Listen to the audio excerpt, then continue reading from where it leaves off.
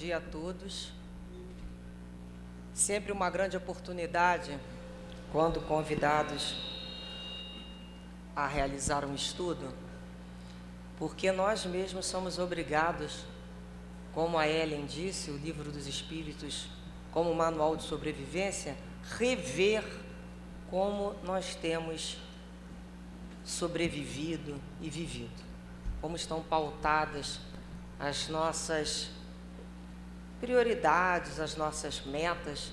Então, o Livro dos Espíritos, quando a gente relê, todas as vezes, e o Evangelho, a gente pode novamente comparar os nossos caminhos. E é uma forma maravilhosa da criatura retificar alguns pontos, né? Consertar, arrumar as rotas daquele mapa, com um pouco mais de compreensão, com um pouco mais de maturidade perante a vida. O tema de hoje, felicidade e infelicidades relativas. Vamos começar examinando a questão de relativo. Por que Kardec colocou como título felicidade e infelicidade relativa? Ele usou nessa questão da relatividade. Nós vamos buscar. Nós vamos lembrar que relativo é o que é diferente de absoluto. Absoluto é uma coisa completa, independente e incondicional. O relativo, ele é dependente, condicional e proporcional a alguma coisa. Então, quando a gente fala, como isso se dá na sua vida? Isso é relativo. Em função de quê? Qual é o grau que eu estou, com o que eu estou comparando? Por isso a questão de falar relativo. Nessa questão 920, quando Kardec pergunta, pode o homem gozar de completa felicidade na Terra? Ou seja, absoluta, incondicional, independente, aquela felicidade plena, todos os dias feliz, o tempo todo feliz? Isso é possível? Está na Terra? Os espíritos responderam, não, não é. Por isso que a vida lhe foi dada como prova ou expiação. Dela, porém, depende a suavização de seus males e ser tão feliz quanto possível na Terra. O que ele quer dizer com isso, meu filho? Olha, dentro das suas possibilidades, das suas dificuldades, dos seus ganhos, dos seus prejuízos, vai tentar ser feliz com esse quinhão que Deus te deu. Por quê que a gente não consegue essa felicidade absoluta? Mais uma vez, o que a gente veio fazer na Terra? Que tipo de encarnação é a nossa? Encarnação de prova e expiação. Um planeta que funciona como escola de almas rebeldes, que nós somos nós, hospital de almas ainda sofridas, doentes, e presídio. O planeta Terra tem a função de escola, hospital e presídio. O que a gente achou que ia encontrar aqui? Pessoas como a gente, complicadas como a gente, difíceis de relacionamento como a gente, impacientes como a gente. Então, é quando ele fala, a Terra não é o local propício para essa felicidade completa. Por isso é que existem várias moradas na casa do Pai. Ainda não é a Terra. Nós temos que caminhar para esse sentimento de vida. Uma pessoa vai ficar a vida inteira aqui se culpando, achando que ela não foi capaz de se fazer feliz com o que ela tinha. Não, o planeta não é próprio mesmo. Tem um livro Chico Emmanuel, no livro Chico Emmanuel, página... Deixa eu... me perdi aqui. É o livro Evangelho de Chico Xavier. Então, Chico faz uma comparação sobre o planeta Terra e a nossa perspectiva de reencarnar nesse planeta. Como é que ela se processa? Chico Xavier fala assim: existem pessoas que se sentem ofendidas, magoadas por qualquer coisa, a mais leve contrariedade, se sentem humilhadas. Ora, nós não viemos a este mundo para nos banhar em águas de rosas. Somos espíritos altamente endividados. Dentro de nós o passado ainda fala mais alto. Por que então haveríamos de nos sentir ofendidos quando as pessoas não fazem com que as coisas sejam da maneira que queremos? Não podemos ser tão suscetíveis assim, porque qualquer aborrecimento, tem gente que passa a vida inteira sem falar com um irmão ou com um amigo. Queremos viver na Terra sem que sejamos afetados pela sua condição de verdadeiro atraso espiritual. Isso aqui não é uma estação de veraneio. Quando o espírito reencarna, ele já vem consciente das lutas que terá de enfrentar, a menos que seja um espírito completamente alheio ao seu próprio destino.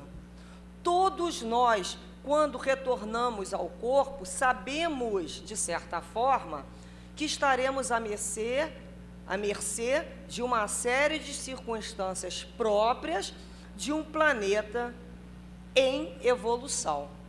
Olha só, essa ideia de se manter essa inconsciência, então, já fica meio, a gente diria, nonsense, né? Sabia que ia reencarnar no planeta Terra, a menos que eu seja um espírito inconsciente. Bem, se eu sou um espírito inconsciente também, eu nem me dou conta que eu estou sofrendo, eu sou inconsciente. Mas se eu tenho mínimo de consciência e vou programar minha reencarnação, né, com o meu mentor espiritual, de acordo com as minhas necessidades, nós ali vamos escolher o quê? Uma família que tenha a ver com as minhas necessidades. Que necessidade? De fazer a minha vontade? Não. Necessidade de aprendizado. Me contrariar mesmo, para ver se ensino alguma coisa para aquele espírito enquanto é criança, e mais fácil aprende. Eu vou ter um emprego, eu vou ter um chefe, da mesma forma, com as minhas necessidades. Então, peraí, eu reencarno no Brasil, e não sabia que aqui era um país tropical? Que aqui era um país que ainda não era de primeiro mundo em termos de governo? Ai, não sabia? Como é que não sabia? Mas que ia encontrar um povo solidário, ia encontrar um povo alegre, ia encontrar uma liberdade religiosa para se trabalhar melhor. Então foi uma escolha, é um kit. Não dá para levar só aquilo, vai levar isso, mais isso, mais isso. Vai para o Brasil, sim. Gosto da liberdade religiosa, mas ó, em compensação, você vai levar todos esses adendos que não precisa nem te falar, que a gente já conhece. Veio no nosso kit. Se a pessoa vai reencarnar no Alasca, ela está abismada porque vai sentir frio? Ué. Então a gente vê que a gente já sabia daquelas situações. A gente é que fica sempre tentando transferir algumas escolhas. Às vezes não fui eu mesmo que escolhi, não, era uma necessidade. E tinha que passar. Mas eu sabia que ia passar por aquilo ali. Porque é o momento da minha colheita. Eu estou plantando, mas eu estou colhendo. Isso é constante, os dois fatos. Então, a gente vai começar a entender que eu vou encontrar nessa família, eu vou encontrar na casa espírita, eu vou encontrar no meu local de trabalho, no meu bairro, pessoas parecidas comigo, com afinidade, da mesma forma vocês. Então, a gente, da mesma forma que fica... Nossa, como é que eu escolhi isso ou essa pessoa? A outra pessoa também deve, com certeza, fazer a mesma pergunta. A gente aqui não sabe, às vezes. Mas, então, essa questão, para nós iniciarmos o estudo, essa questão, eu não sei como eu vim parar aqui, a gente dá um ponto final nisso, porque o entendimento do plano espiritual, a explicação é muito clara. Sabíamos sim. Sabíamos sim. Nós sabemos muito bem fazer conta. Sabemos muito bem o que plantamos, então é natural a colheita. Então vamos prosseguir a nossa vida com um entendimento mais consciente, para não chegarmos novamente no plano espiritual como aqueles espíritos que querem dar uma de inocente. Ah, eu não sabia o que eu vim fazer aqui. Sabemos sim, nós já sabemos. É importante a gente crescer, é importante a gente assumir a responsabilidade, amadurecer como espírito. A outra questão que nós podemos ver sobre o tema felicidade, qual seria esse conceito de felicidade? O que é felicidade? Nós podemos perguntar para várias pessoas, o que é felicidade para você? O que é ser feliz? Cada um pode pensar. O que cada um acha aí na sua cabeça o que é felicidade? E certamente, quando não tem isso aí que vocês estão imaginando, vocês, por lógica, a falta disso aí que vocês imaginaram e se identificaram como motivo de felicidade, a ausência disso vai gerar o quê? Insatisfação e infelicidade. Porque se aquilo gera felicidade, a retirada daquilo vai gerar o quê? A infelicidade de alguma forma. Então a gente começa a chegar à conclusão que nós podemos nos identificar como felicidade uma série de objetivos. Nós podemos identificar a nossa felicidade com objetos, ter um carro novo. Vou ser feliz no dia que eu tiver aquele carro daquele modelo, ter uma casa própria. Eu vou ser feliz quando eu conseguir fazer aquela viagem, que eu mereço. Posso identificar minha felicidade com uma situação. Eu só vou ser feliz mesmo o dia que eu casar. Feliz mesmo o dia que eu for pai ou que eu for mãe. Feliz vai ser o dia que eu me aposentar. Feliz é o dia que eu conseguir aquela promoção. Feliz vai ser o dia que eu não tiver mais problema de doença, que eu me livrar dessa doença. Minha felicidade pode ser identificada com outro ser humano. Eu só vou ser feliz quando eu tiver aquela pessoa ao meu lado. Ou eu quando conseguir educar o meu filho, colocar ele no emprego, casado, ele tem os filhos dele, consiga ter os netos dele. A gente, mãe, é meu grau de felicidade. Então, é aquilo pelo qual nós nos identificamos. E de uma forma geral, acredito que todos aqui, em alguma coisa se identificou. É aonde a gente entende como padrão de felicidade a ser alcançado. Jesus nos disse: onde está o vosso tesouro, aí está o vosso coração. Onde é que a gente tem colocado o nosso tesouro? As nossas aspirações. Como é que está o nosso coraçãozinho? Né? Então a gente começa a perceber que tudo aquilo, quando falta, nos dá infelicidade, é este então o objeto de identificação da nossa felicidade. Vamos ver uma história. Um homem, ele queria muito comprar um determinado carro do ano. Vou botar o exemplo dessa vez de um carro, né? Homem a gente fala que o Brasil é o prazer nacional, carro. Então ele conseguiu, depois de muito sacrifício, adquirir aquele automóvel. Ele passava o final de semana inteiro dando brilho naquele carro, polindo, passando cera, e passa aquela brilhantina, que eu não sei o nome, e arruma pneu, e toda hora dá vistoria no carro, a pessoa encosta, ele, dá licença, aí vem com a flanelinha para limpar, aquele carro brilha e ele está feliz, e ele não sai de casa tomando conta do carro, ele estaciona num lugar que não tenha ninguém ao redor, né, nem coqueiro. Então, ele se identifica com aquele carro, ele é feliz com aquele carro. Um dia, ele estacionou o carro, foi para o cinema, e adivinha o que aconteceu? Uma pessoa malvada riscou aquele carro. O carro é muito brilhoso, né? Chamou a atenção. O malvado foi lá e deu um risco naquele carro. Adivinha o que aconteceu? Aquele homem adoeceu. Ele adoeceu. Por que ele adoeceu? Porque, na realidade, riscaram foi o próprio nervo dele, a alma dele. Não foi o carro que foi riscado. Ele não era dono do carro, ele era o carro. Ele e o carro estavam tão identificados que qualquer coisa que ocorresse naquele carro, ocorreria com ele mesmo.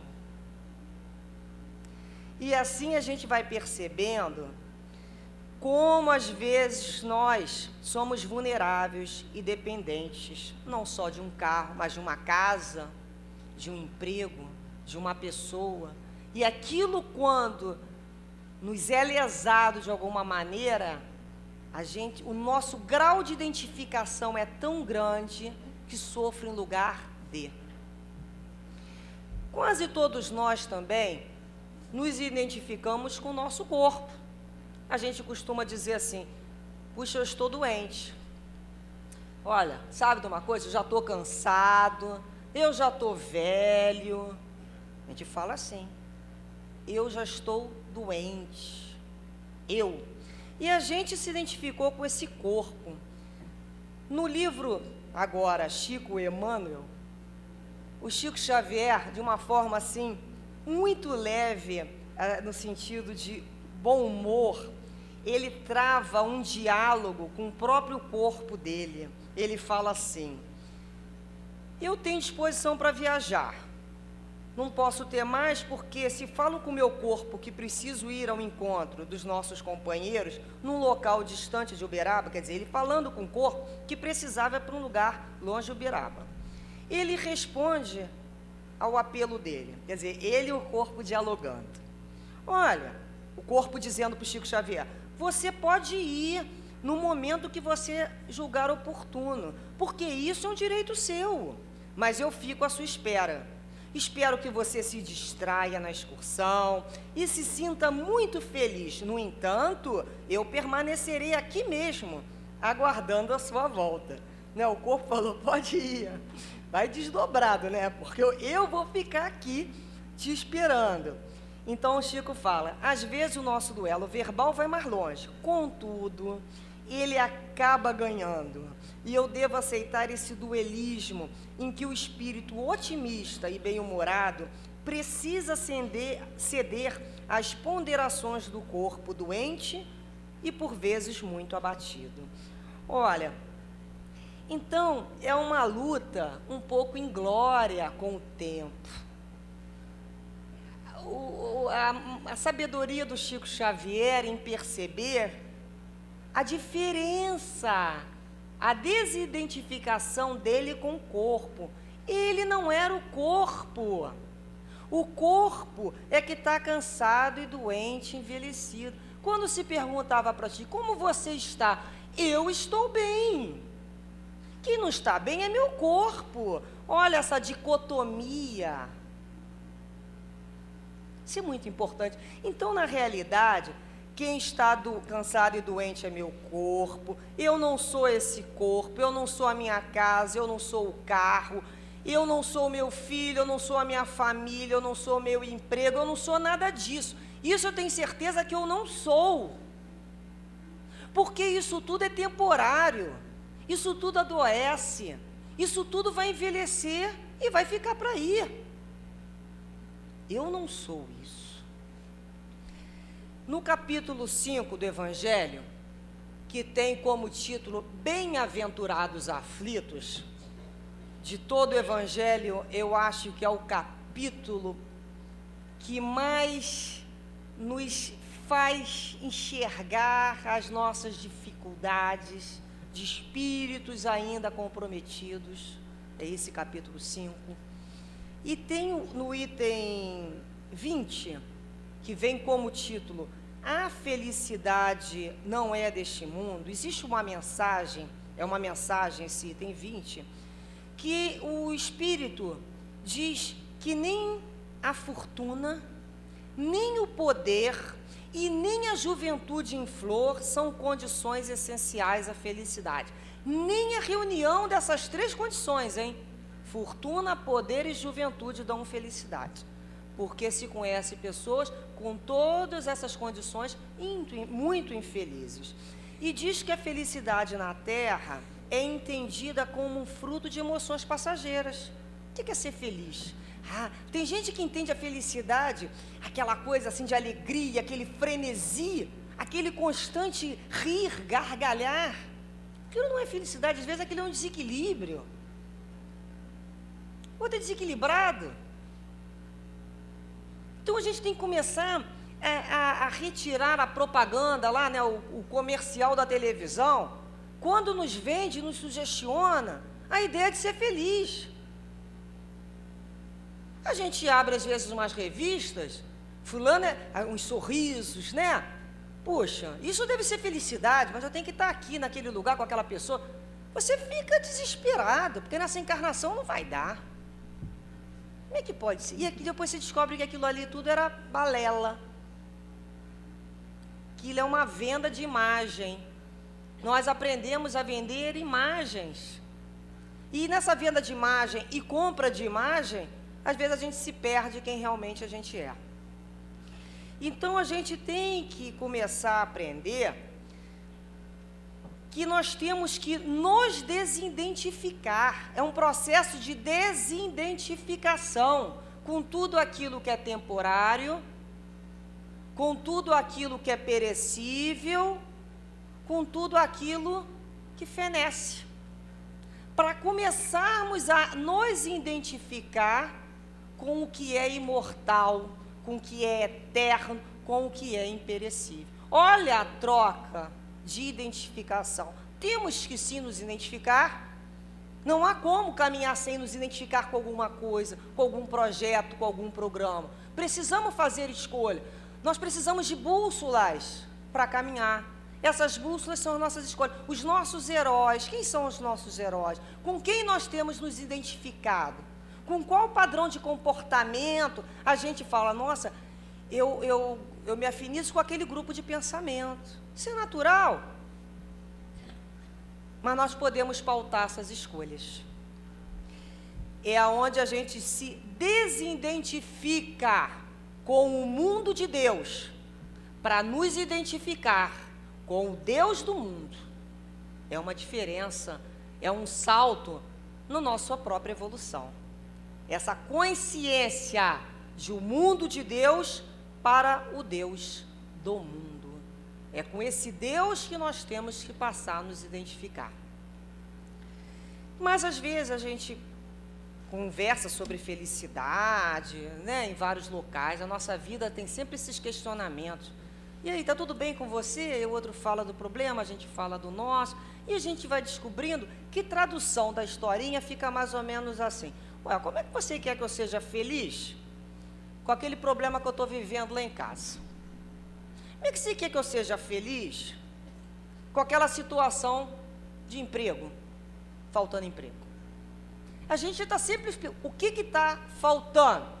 Então, se está faltando, é aquilo que eu identifico como felicidade, porque aquilo, quando for preenchido, eu não vou ter mais motivo.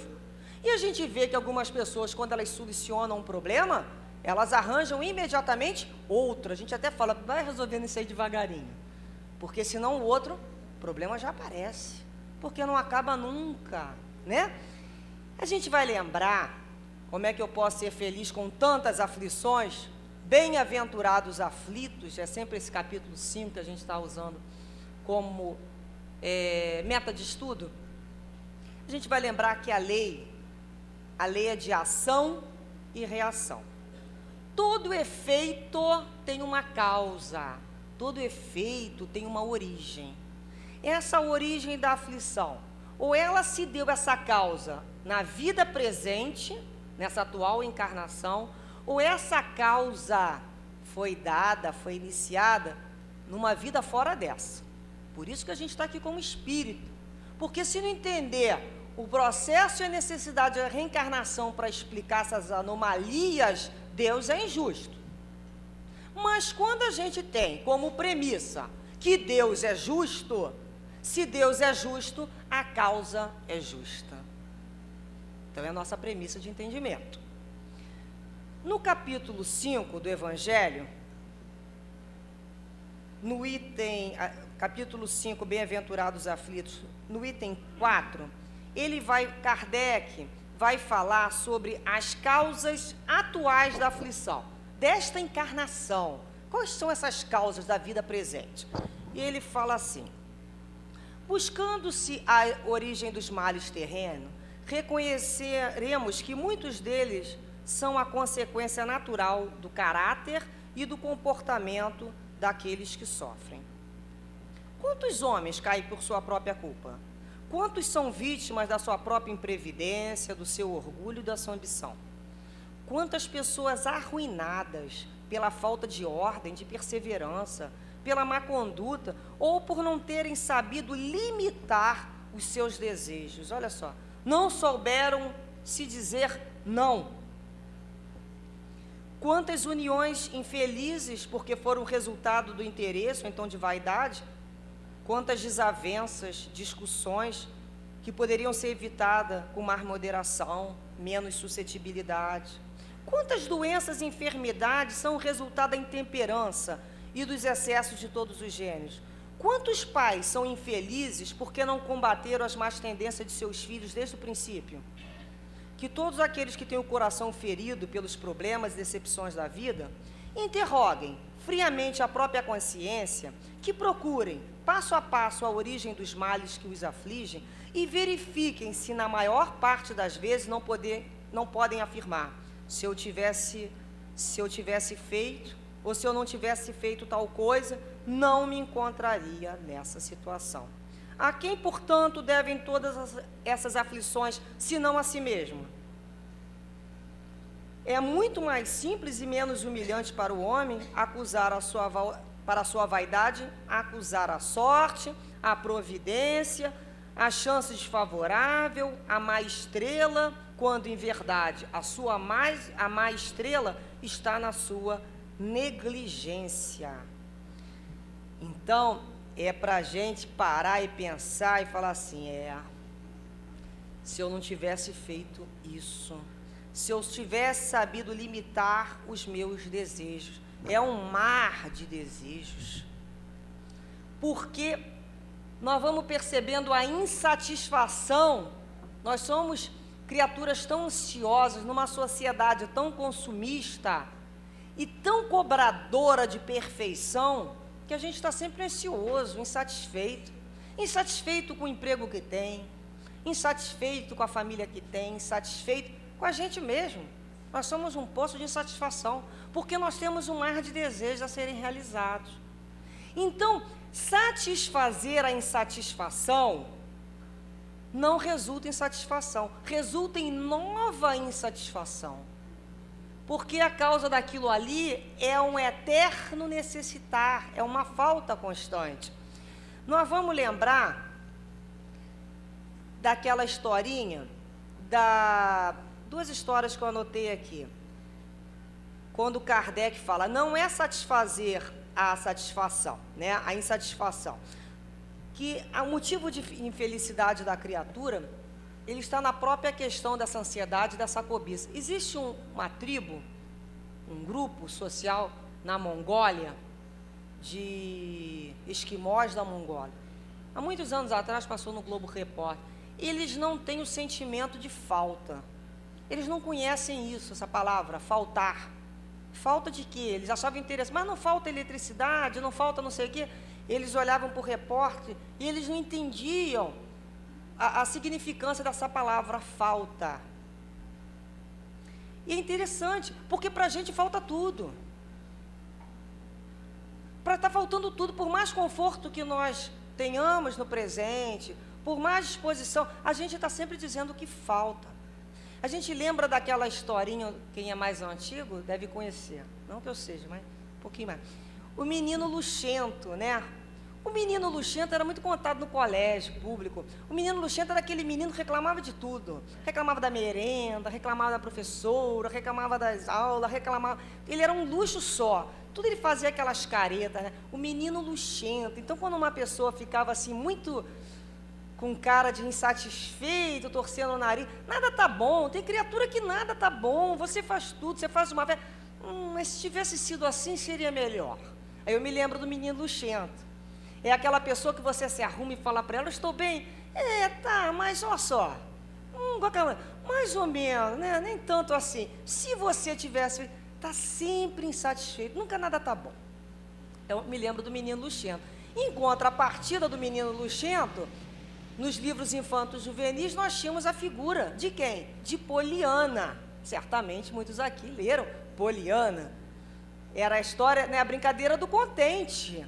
Era uma criança muito pobre, que foi, de uma certa forma, adotada, não tinha pai, não tinha mãe, e ela era maltratada numa casa. É tanto que a gente fala assim, mas isso é uma vida meio poliana, isso aí é uma visão poliana, porque a Poliana era muito otimista. Muito otimista. Tínhamos que juntar a Poliana com o menino luxento, né? Os dois juntos para ver se a gente encontra o equilíbrio. Porque Poliana ganhava uma muleta e ficava feliz no Natal porque ganhou uma muleta. Por quê? Porque eu não preciso usar.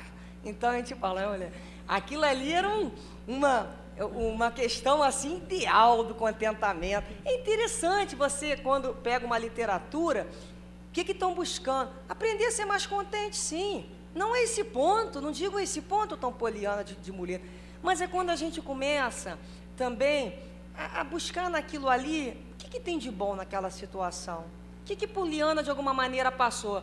Olha, foi péssimo no Natal ter recebido uma muleta, por engano, mas poxa, tem um lado bom da história? Tem, graças a Deus eu não preciso usar. É uma forma de quê? De se enganar? Não, porque se você começar a reparar tudo com a lente de aumento, do pessimismo, a vida vai ser insuportável, a vida vai ser muito pesada. Se você começar a reparar o que não funciona, você entra numa tristeza infinita. Então não é se manter alienado, é se manter mais confiante. A questão 922 do estudo da manhã de hoje, que a Ellen leu, a felicidade terrestre é relativa. Então Kardec pergunta assim, haverá alguma soma de felicidade comum a todos os homens? Os espíritos responderam, com relação à vida material, a posse do necessário. Com relação à vida moral, a consciência tranquila e a fé no futuro. Então, em relação à vida material, o que é necessário? O que é importante para ser feliz? A posse do necessário. O que é a posse do necessário, gente? A gente lembra lá do pão nosso de cada dia. A gente pede a Deus pão nosso de cada dia. Agora, 2 carros, uma viagem, isso não. Essa aí é a parte do requeijão, do presunto, isso é por tua conta. O necessário nós vamos ter. Na realidade, a gente está sempre insatisfeito, não porque falte o necessário. Por que antigamente as pessoas se casavam, elas não tinham geladeira, elas não tinham televisão, elas não tinham ar-condicionado, elas não tinham carro, elas trabalhavam longe, elas pegavam trem, bonde, elas não tinham plano de saúde, como é que elas viviam, né? Tem gente que pergunta assim, como é que elas viviam sem o computador? Como é que vive? Vive, na época que nós tivemos a questão da crise de energia, que sofremos no bolso, que tivemos que desligar lá os nossos aparelhos eletrodomésticos e o caramba que nós temos em casa, descobrimos que vivíamos, que vinga assim. Então, num país como o nosso, com tanta miséria pelo mundo, escutar que alguém não pode casar ou não pode ter filho porque não tem ar-condicionado, incomoda. Aí a gente vai falar, olha, isso não é um bem necessário, é bom que você tenha, é claro que é bom, mas não é indispensável. Então a gente começou a ter uns valores assim, meio que absurdo. Não basta o calçado, tem que ser o tênis daquela marca. E é quando a gente começa a ver quais são esses valores que estão nos atrapalhando a vida. Kardec também continuou com as causas anteriores das aflições, nesse capítulo 5. São os males, então, que eu não dei causa para que ele ocorresse. Aquelas doenças de nascença, um acidente, a morte prematura de um filho, a perda de um ente querido, uma tragédia, eu não dei causa. Bem, se eu não dei causa, ela tem que ter uma origem. Se eu entendo que Deus é justo, essa causa é justa. O que aconteceu na realidade é a lei de ação e reação. Nós não temos como fugir a essa lei. Eu posso, nessa presente encarnação, não prestar contas. Eu posso, nessa presente encarnação, fazer o mal e ficar, pelas minhas próprias posições sociais, conseguir ser protegida. Mas eu não vou conseguir fugir à lei. As consequências daquele meu ato hão de vir. Se não vai ser nessa vida, vai ser numa próxima vida. Então é quando a gente começa a entender, quando acontecem coisas na nossa vida, a gente fala assim, puxa, mas eu não fiz nada de errado. Entende? A gente não fala isso? Por que eu fiz para merecer isso? Nessa encarnação eu não fiz. Bem, se eu não fiz nessa encarnação, de cara vamos agradecer a Deus a bênção do esquecimento. Eu também não quero lembrar o que eu fiz. Me perguntaram agora, você quer saber? Você quer mesmo a verdade? Por que você passa por essa situação? Eu não quero. Eu cheguei à conclusão que eu tenho uma dificuldade de ouvir verdade. Eu gosto de falar a verdade, mas para ouvir eu não estou preparada. Então, graças a Deus eu tenho esquecimento. Não quero me lembrar. E a gente vai lembrar daquela oração da serenidade. Quando a gente lê, quando percebe causas atuais da aflição, que eu dei motivo, e causas anteriores dessa aflição, a gente vai lembrar da oração da serenidade. Deus, dai-me serenidade para aceitar as coisas que eu não posso mudar. Já fiz. Dai-me coragem, Senhor, para modificar aquelas que eu posso. São os meus comportamentos. E dai-me, Senhor, sabedoria para que eu tenha discernimento para separar uma coisa da outra. Então, a gente percebe que nessa oração da serenidade, quando a gente faz, porque tem coisas que nós não podemos mais mudar. Não tem o que fazer. Vamos ter que aprender a ser resignado. A palavra conformado é uma nova conformação daquelas pessoas, de uma família quando se perde alguém. É uma nova conformação. O que é uma conformação? Uma nova formação de se viver. Por isso que a gente fala, vamos nos conformar. Tem a historinha da dona Maricotinha, que era uma senhora que se considerava muito sofredora, porque ela tinha um marido que bebia muito e um filho que estava envolvido com drogas.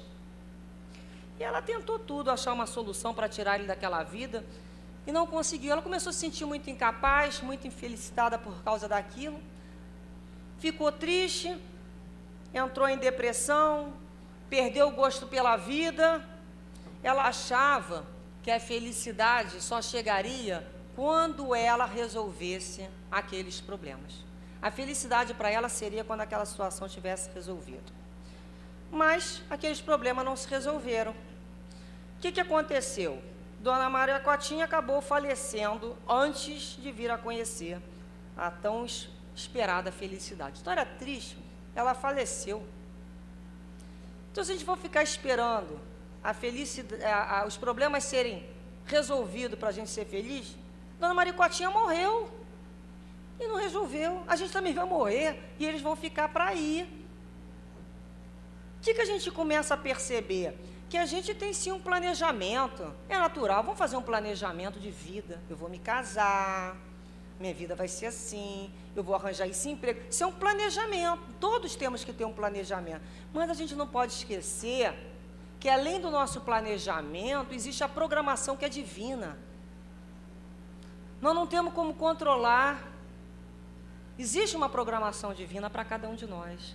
Então a Dona Maricotinha, ela não achou uma solução. Quando ela perde o gosto pela vida, ela não estava plugada mais na vida. Ela não conseguia observar outras possibilidades de ser feliz. Para ela era só tirar o marido e o filho daquele vício. Nobre meta dela. É nobre? É. Mas olha só, com o que ela se identificou? Ela se identificou com o comportamento do marido e do filho para ser feliz, a ausência daquele comportamento. Olha o perigo disso. Ela não era aquilo ali. Existe uma frase de Epíteto que diz assim: não faça a sua felicidade depender daquilo que não depende de você. A dona Maricotinha fez a felicidade dela depender de uma coisa que não dependia dela. Depende de mim para o meu trabalho, executar minha função da melhor maneira possível. Mas não depende de mim, meu patrão me mantém empregado o resto da minha vida. Depende de mim cuidar da minha saúde, procurar um médico, fazer exames, fazer uma atividade física. Mas não depende de mim eu não ter um problema de doença. Depende de mim racionalizar um casamento, fazer tudo para ele dar certo, ser uma pessoa fiel, cumprir as minhas obrigações. Mas não depende de mim a fidelidade do meu marido. Não depende de mim se meu filho vai ser estudioso ou não quando ele crescer. Não depende de mim se ele vai ser honesto ou não, apesar de eu ter feito a minha parte. É isso que a gente tem que entender, que o outro é um espírito, que antes de ser meu filho, meu sobrinho, meu neto, ele é filho de Deus. Ele tem as escolhas dele.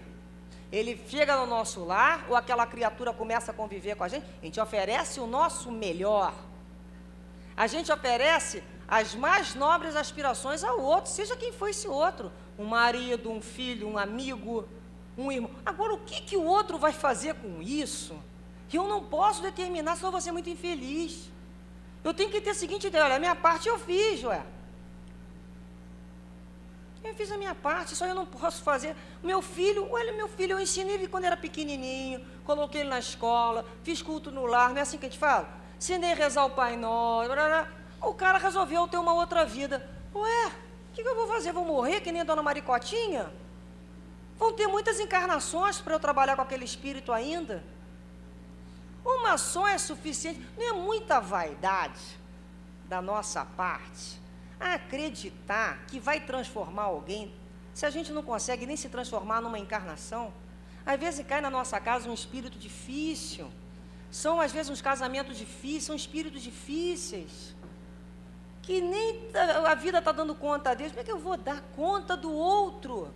Se eu der conta de procurar ser feliz, eu estou dando de bom tamanho a minha vida. Esse negócio de ficar controlando a vida de todo mundo, dando conta, como se a gente fosse possível, não é possível. Isso gera muita frustração na gente. Então a gente pode perceber o seguinte da dona Maricotinha,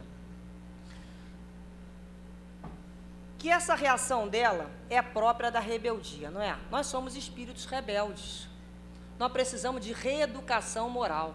Rebelde porque a gente não aceitou aquela situação, então é rebelde. Toda vez que a gente não aceita uma situação, a gente é rebelde. E existem vários tipos de rebelde, hein? Rebelde não é aquela pessoa anárquica, que fala, eu não vou fazer, e não conte. Não, o rebelde às vezes é o calado. O que te mata só ali, ó, caladinho, te olhando, passivo, impermeável. Você berra, ele,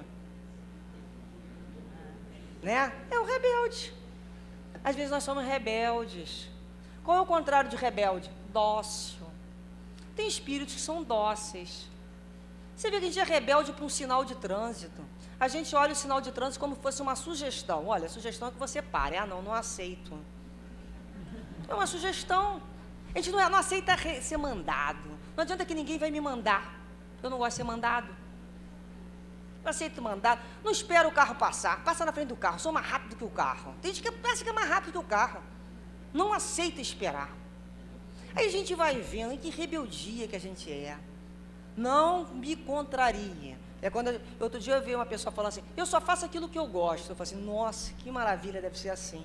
Eu levanto e acordo, faço umas 200 folhas, eu escrevo de coisas que eu faço que eu não gosto e tenho que fazer. Que papo é esse que faço só o que gosto, gente? Então, quando as pessoas que eu gosto estão do meu lado, quando tudo acontece ao meu favor, eu sou só sorriso. Deus é pai, hein? Foi Deus que me deu. Deus é pai. Não é assim? Tudo eu danço, eu festejo. O dia até sol, o passarinho canta. Agora, me bota para conviver com aquela criatura que eu não gosto, me contraria nas minhas vontades. Não fala comigo. É cara feia, o dia tá cinza, bom dia para você, para mim não, e Deus é padrasto, né? Ele resolveu me escolher para sofrer. É quando a gente vai lembrar, tem uma frase, eu não sei de quem é, se é de Emmanuel, que o inferno tem o tamanho da rebeldia de cada um. E é uma boa verdade. O teu inferno é grande, é do tamanho da tua rebeldia. Então a gente fica meio como pêndulo, né? Que não sabe esperar. Chico falou que a gente tem que aprender essas 4 palavrinhas: saber esperar com calma. Cada palavrinha dessa é uma década de aprendizado. Saber esperar com calma. A gente não sabe esperar com calma. Então a gente fica como pêndulo entre a lágrima, né, e as gargalhadas, o prazer e a dor, faltando o equilíbrio. Então, nessa história da Dona Maricotinha, a gente percebeu bem a gente, espírito na rebelde. Mas existe uma história de Ramesh, que é um mestre que foi buscado para questionaram a ele por que tem pessoas que saem de umas situações tão complicadas, enquanto outros sofrem tanto, né? Sofrem de uma maneira tão grande. E ele disse que uma vez, esse sábio Ramesh, eu não sei o autor, isso aqui me deram essa folha, não sei de onde vem. Me falaram que perguntaram e ele explicou assim: existia um sujeito que vivia tão amorosamente a sua vida que quando ele morreu, todo mundo reconheceu a sua bondade e disse que ele tinha que ir para o céu. Só que naquela época o céu ainda não havia passado por um programa de qualidade total. A recepção não funcionava muito bem. A pessoa olhou rápido no balcão, ou ele não tinha crachá, falou, mandou, vai para o inferno. Mandaram ele para o inferno por engano. Lá no inferno você sabe como é que é. Ninguém exige crachá e convite. Qualquer um chega e é convidado a entrar. O sujeito entrou lá e foi ficando. Uns dias depois, Lúcifer chegou furioso às portas do paraíso para falar com São Pedro. Você é um canalha, hein? Nunca imaginei que você fosse capaz de uma baixaria como essa. Isso que você está fazendo é puro terrorismo. Pedro perguntou, o que aconteceu? Aí Lúcifer falou para ele, você mandou aquele sujeito lá para o inferno e ele está fazendo a maior bagunça. Chegou escutando as pessoas, olhando-as nos olhos, conversando com elas. Agora está todo mundo dialogando, se abraçando, se beijando. O inferno está insuportável. Parece o paraíso. Pedro, por favor, pegue aquele sujeito e traga para cá. Quando Ramesh terminou de contar essa história, ele disse assim, olha, viva com tanto amor no teu coração, que se por engano você for parar no inferno, o próprio demônio lhe traga de volta para o paraíso. Problemas fazem parte da nossa vida, mas não deixe que eles o transformem numa pessoa amargurada. As crises vão estar sempre se sucedendo, e às vezes você não terá escolha. Sua vida está sensacional. E de repente você descobre que a sua mãe está doente, que a política do governo mudou, ou uma outra possibilidade. As crises você não pode escolher, mas pode escolher a maneira de enfrentá-las. E no final, quando os problemas forem resolvidos, mais do que sentir orgulho por ter encontrado as soluções, você terá orgulho de si mesmo. Então, nessa historinha, é claro, para nós percebermos o que distingue as pessoas não são os problemas. Os problemas todos nós temos. Não é naquela área, é numa outra área. O que nos diferencia é a forma pela qual enxergamos, assimilamos, elaboramos essas soluções. A gente vai entender que precisa de reeducação moral, sim. Nós somos espíritos imperfeitos e é natural que a nossa vida tenha problemas e pessoas como a gente complicadas. Nós temos que encontrar soluções. Que soluções? O problema é aquela montanha. Eu quero ser feliz, a montanha está na minha frente. Antigamente eu eliminava. Eu quero aquele emprego. Fulano está ali, o que eu faço? É mole, elimina com ela. Hoje não é mais solução inteligente. Nós temos que ter soluções inteligentes, soluções cristãs. Porque de solução inteligente a gente já teve muita. Que passou por cima da ética, da moral, do outro. Então, quando a gente começa a buscar uma solução cristã. E trocar a pergunta, por que isso aconteceu comigo? Para que isso está acontecendo comigo? O que a vida está tentando me ensinar?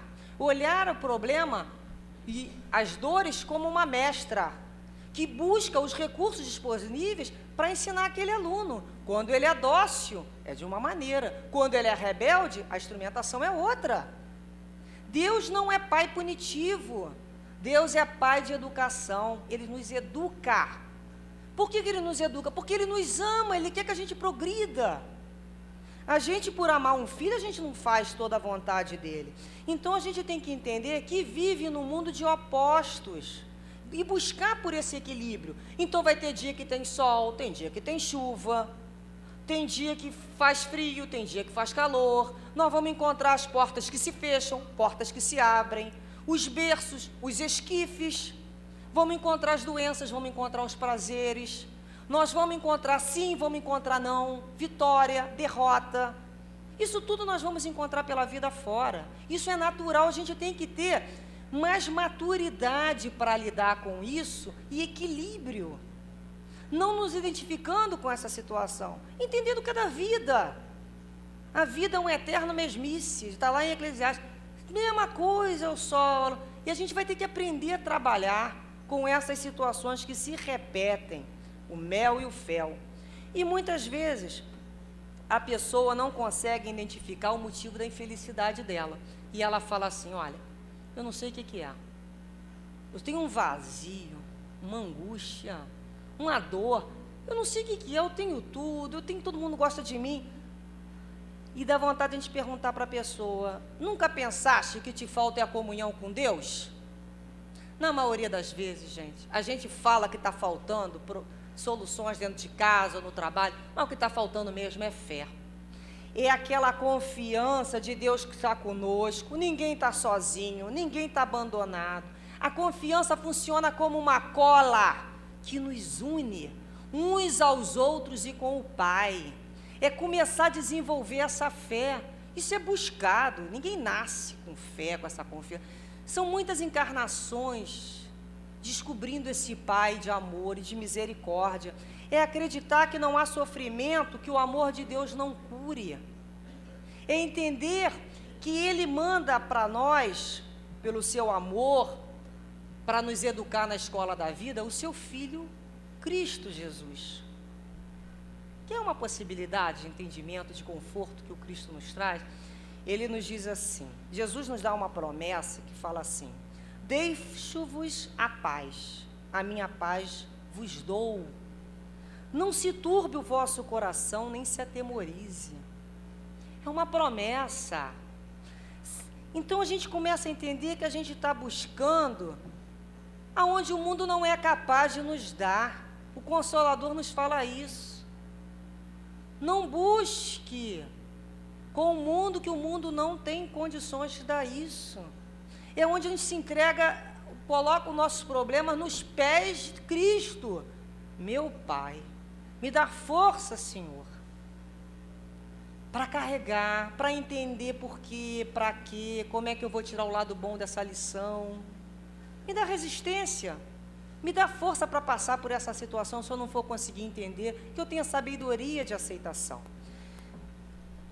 Existe de um autor desconhecido uma prosinha dizendo assim: a vida não basta viver por viver, é preciso aprender a viver, conviver com paixão.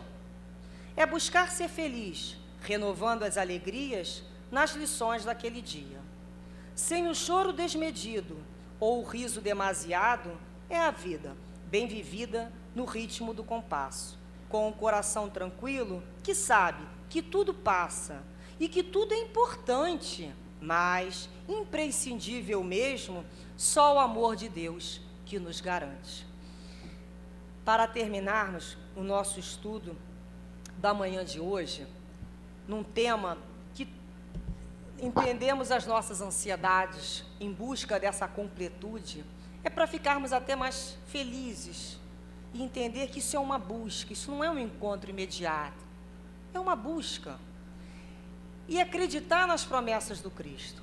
Nós vamos finalizar o estudo com um pequeno trecho do Evangelho. Observe, todas as vezes que estivermos ansiosos, nos sentindo tristes e infelizes, busquemos esse tempo. Observai os pássaros no céu. Não acumuleis para vós tesouros na terra, onde a ferrugem e as traças os consomem, e onde os ladrões os desenterram e roubam. Fazei vossos tesouros no céu, onde nem a ferrugem nem a traça os consome, e nem os ladrões os desenterram e roubam. Porque onde está o vosso tesouro, aí está também o vosso coração.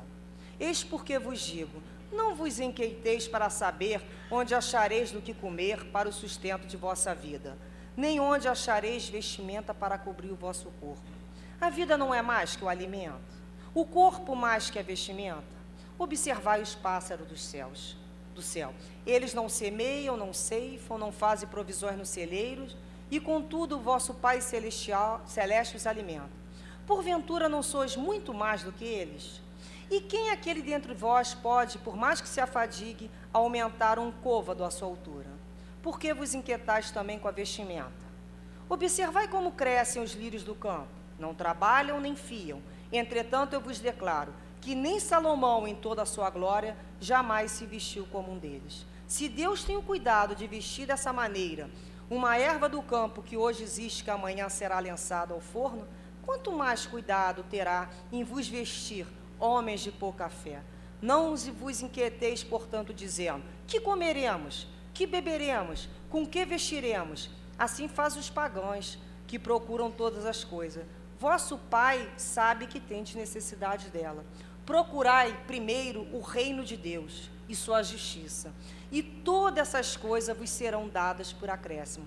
Eis porque não deveis vos inquietar pelo amanhã, visto que o amanhã se ocupará do bem-estar de si mesmo. A cada dia basta o seu mal.